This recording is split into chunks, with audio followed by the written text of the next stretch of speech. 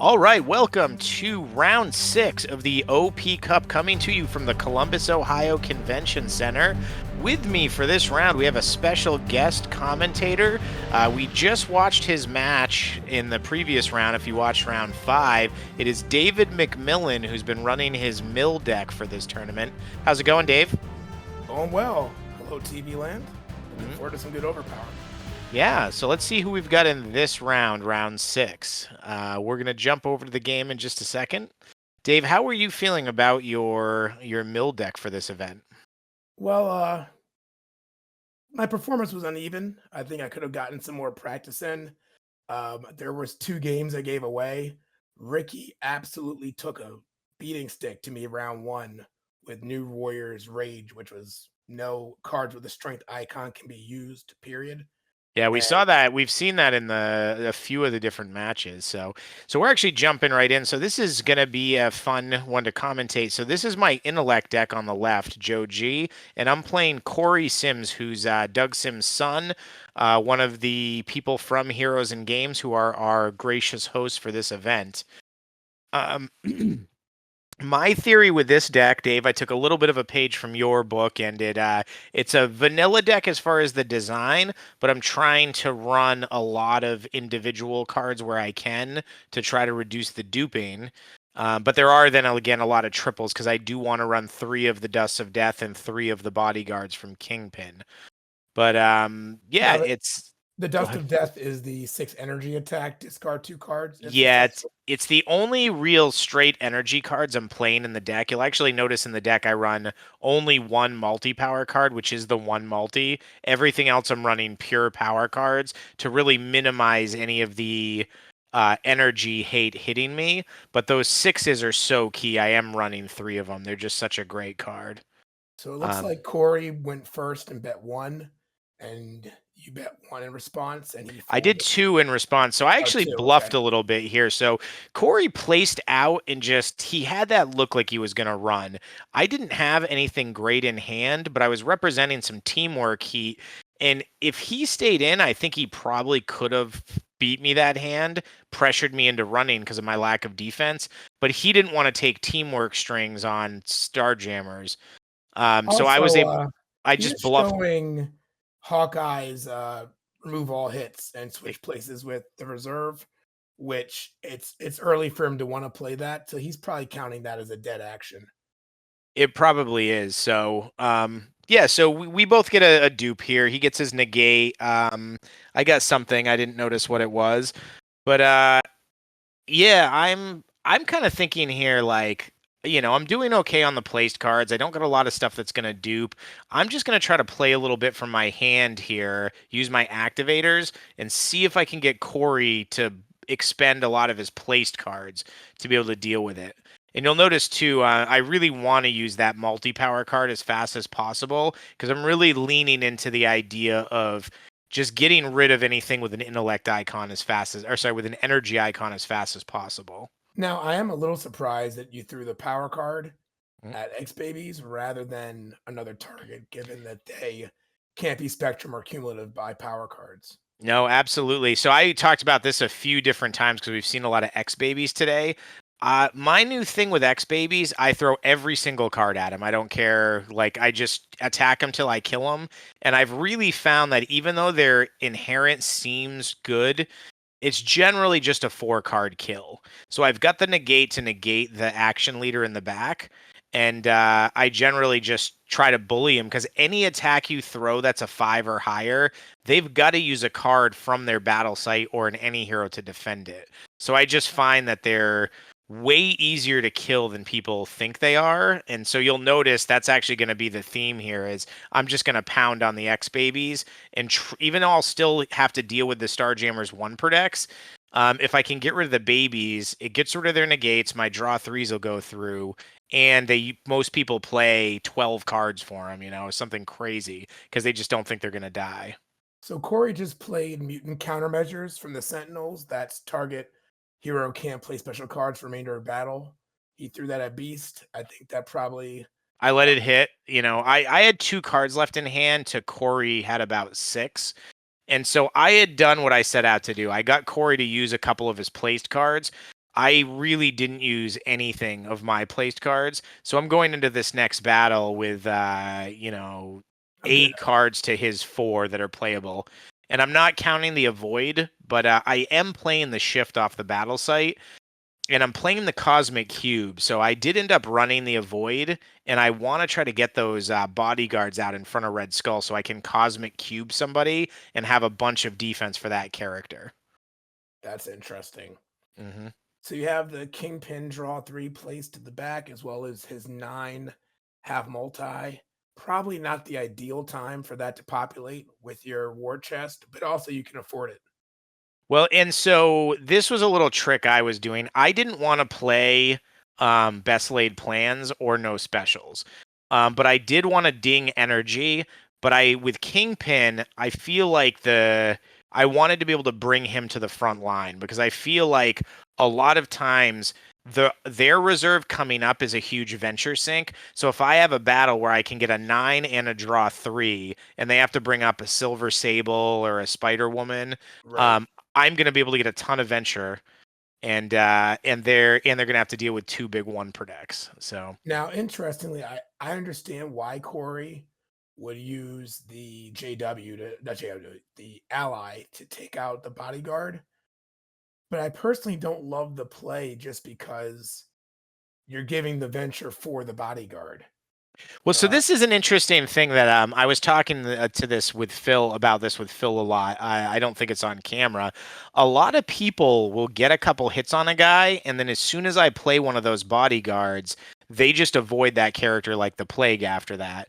And I don't know, like it definitely when you're in situations where venture is really important, you don't want to have to give that up.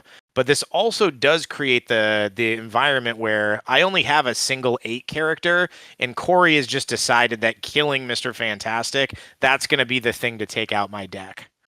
right. Your So deck this doesn't have any obvious targets to me, maybe except for Mr. Fantastic or Beast. I wouldn't traditionally think Skull is the target, even though he probably is. So it's a pretty interesting deck. Now, Corey's been carrying this Starjammers 11 and that action leader for Hawkeye. So I think he has to like his position there a little bit, but your war chest just seems overwhelming at this point. Yeah, and again, Dave, this is sort of a page out of your book, just trying to use my cards from hand as much as possible and trying to minimize what Corey's going to be able to throw at me. Now, Corey, lucky for me, I've been able to just kind of win incrementally here. Corey, neither one of us have had any big hands, but Corey hasn't drawn his draw 3 or his Raza. So while I've been sort of staring at the specter of that 11, I've had my negate placed. I think there was a quick judge call there. That's why I had to hop up. But I'm just, doing what you do. I've got a little bit of a lead. I'm just making those little small ventures, and I'm just trying to play from hand. Oh yeah, I remember this. This was I was very happy to draw this card because I felt like this is going to eat up a full defense avoid from the site or a negate, which is really what I want because I want to be able to get that draw 3 through. It But looks like he chose to let it hit, so I'm feeling a lot more comfortable. And then this is also another play that's interesting. He decides to throw the 5 there instead of just going directly to oh, the JW, and that allows me to defensively use the Reavers card to lock out Mr. Fantastic. Now I saved the 3, so I had the defense for the full JW string, but he still could have thrown the ally somewhere else or the 5 somewhere else, and then peppered Mr. Fantastic with the 2 JW cards and got rid of that 8. Now where it is, I can kind of ignore a few hits and just fire back offensively and create that pressure. it also helps that that allows you to lock out Mr. Fantastic probably a full turn earlier. And now Ex- you're really in the driver's seat. And again, like I said, most people would say like, well, don't throw the 8 or the 3 there. So I explained to him now that, he's only going to need 3 more points of damage to die if he lets that 8 hit, no matter what. Because I'll have the 3 colors and I'll have the 3 more points will be the cumulative.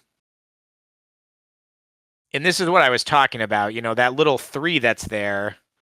Um, it doesn't seem like it matters, but it puts him where any 3 points of damage will kill him. So Now he used the beast activator to use the avoid fighting. Sometimes I think that's a great opportunity in that battle site onslaught citadel. Anytime you can use the avoid fighting successfully, but it also means he had to use that activator that could have also been either the negate or acrobatics. So that hurts a little bit. it does, and he doesn't have the speed here to really pressure me. So he fires that off, but I'm just continuing to pummel with these long teamwork strings. Now, this is a small aside, but it looks like he's using Age of Apocalypse, and I'm assuming he's going anti teamwork. I wonder if he's not aware of Might Over Mind because this just really seems like a natural Might Um, Over Mind combination there. I don't remember what events I saw. The one thing, what is Age of Apocalypse? No, I was It thinking has the the one mission reset where I think all in defeated go to reserve. So maybe he's looking for bet seven opportunities using so right heroes. here, he said he conceded, and I immediately said, "Whoa, don't show me," because I did have that Wolverine activator to do the rage. So I throw the 6 Dust of Death post concession. He doesn't have a defense for it. He was gonna discard the 11 and the 3, and as a gentleman, I explained to him he can discard one of the cards from hand also. So he's just brushing up on that 6 because he's going to see it again. But I allow him to keep the 11 when he was going to discard it. You're a good man, Joe. You know, I don't want to win. I don't want to win like that. You gotta. I want to beat the Starjammers fair and square if I'm good. If I was to win. So it looks like he has 5 actions placed to your one, two, No. three, And then four.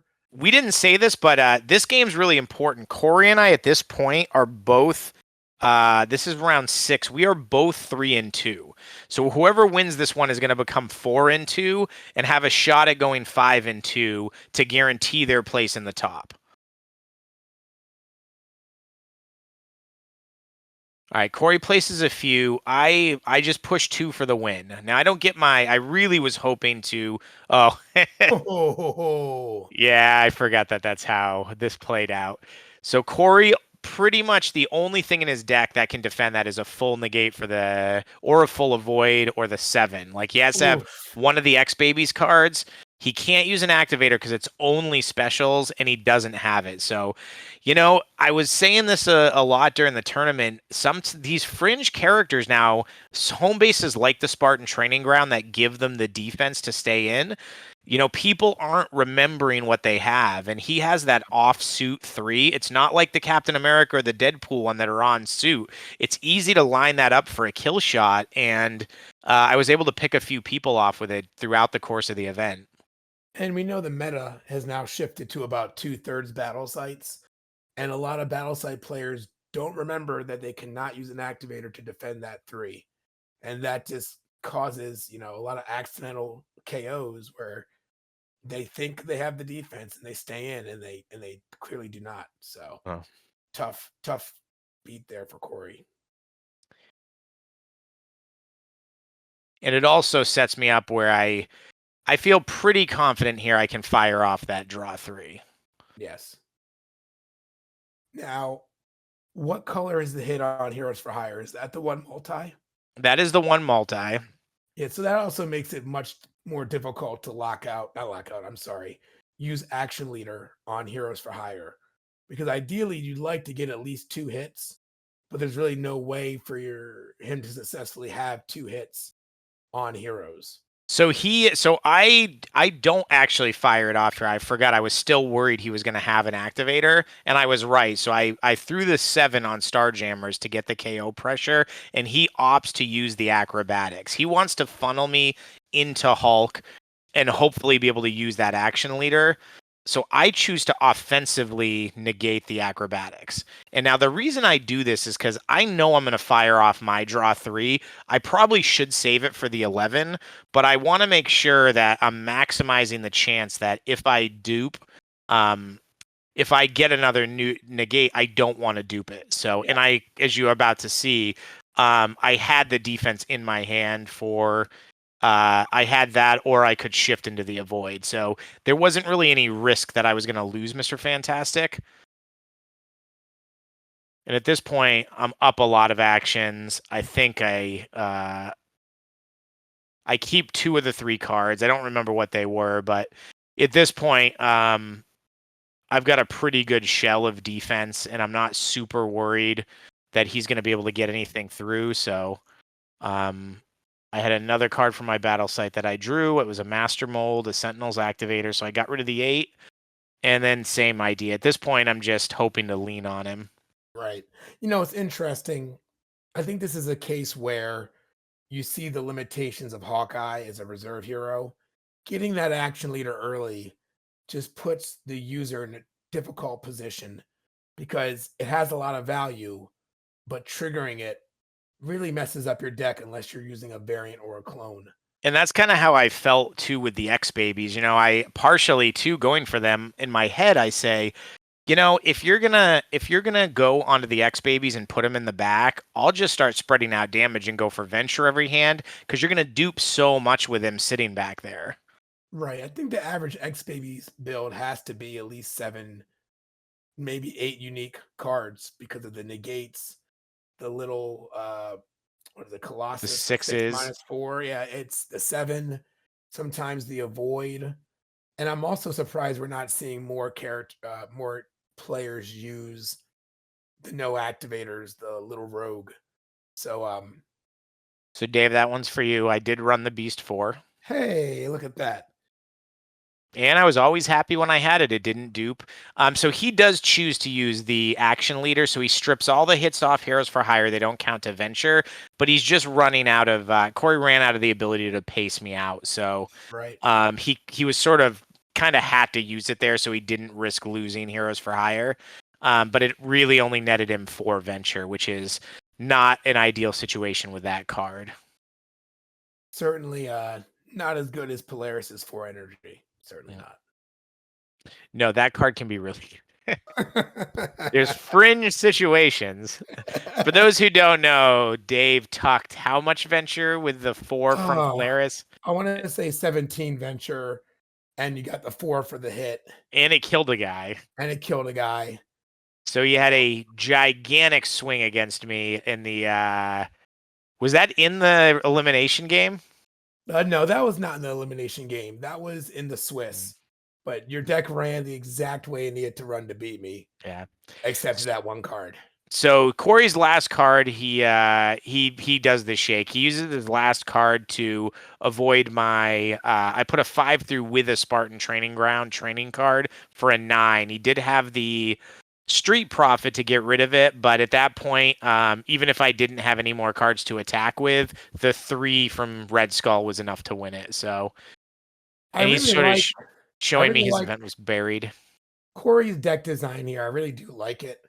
I like what he's trying to do with overwhelming the negate mechanic with Starjammers, Hawkeye, and with that battle site Oh, with for sure. Onslaught Citadel. But I think early on you were just able to keep your war chest intact, and he played just a And little he bit and he too much placed.